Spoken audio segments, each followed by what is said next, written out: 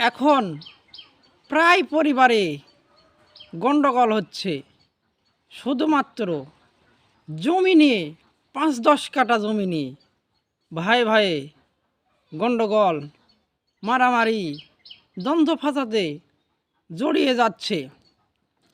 ভাই তো আমারই, একটু কম বেশি হয় হোক, তাতে কি, তবুও কেন আমরা মাথা ফাটাফাটি করছি?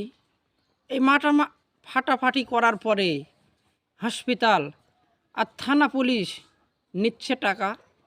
এমন একটা সময় আসছে আমাদের পকেট থেকে ফুরিয়ে যাচ্ছে টাকা।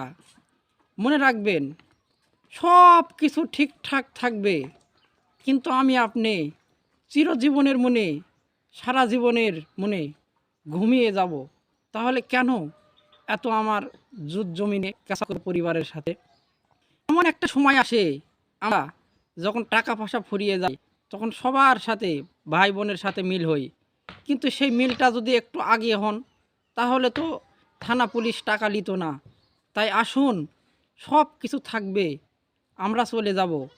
তাই নির্ধারিত সময়ে জমিরগুলোর ভাগ সুষ্ঠুভাবে বন্টন করি ইনশাআল্লাহ।